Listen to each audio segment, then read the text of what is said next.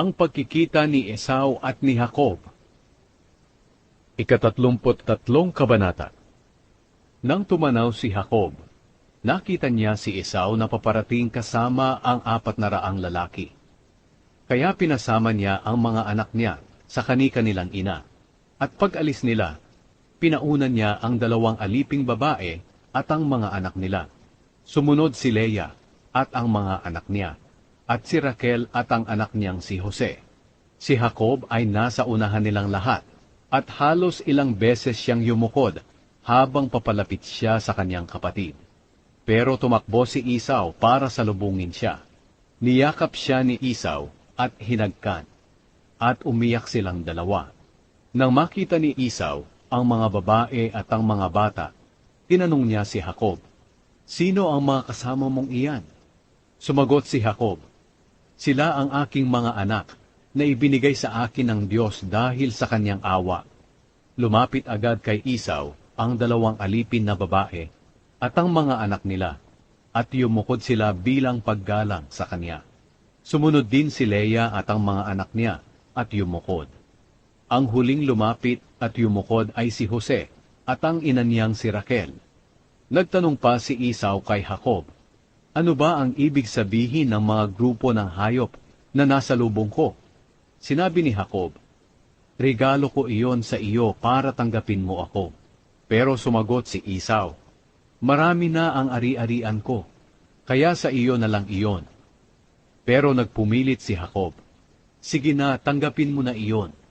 Kung totoong pinatawad mo na ako, tanggapin mo na ang regalo ko sa iyo. Sapagkat nang makita ko ang mukha mo at madama ang magandang pagtanggap mo sa akin, para ko na ring nakita ang mukha ng Diyos. Tanggapin mo na ang regalo ko sa iyo, dahil napakabuti ng Diyos sa akin, at hindi ako nagkulang sa mga pangangailangan ko." Pinilit ni Jacob si Esau, hanggang sa tanggapin na ni Esau ang mga regalo niya. Pagkatapos, sinabi ni Esau, "Halika na, sabay na tayong umalis." Pero sumagot si Jacob, "Alam mong mabagal maglakad ang mga bata, at kailangan kong alagaan ng mabuti ang mga hayop na nagpapasuso. Kung pipilitin natin ang mga hayop na maglakad sa buong araw, baka mamatay sila. Ang mabuti pa, mauna ka na lang sa amin. Susunod kami sa iyo ayon sa bilis ng mga bata at ng mga hayop na kasabay namin. Doon na lang tayo magkita sa Seir." Sinabi ni Esau, "Kung ganoon, ipapaiwan ko na lang ang iba kong mga tauhan sa iyo." Sumagot si Jacob, "Hindi na kailangan. Ang mahalaga, pinatawad mo na ako." Kaya bumalik na lang si Esau sa Seir ng mismong araw na iyon. Pero sina Jacob ay pumunta sa Sukot. Pagdating nila roon, gumawa si Jacob ng tirahan, at ginawaan din niya ng silungan ang mga hayop niya.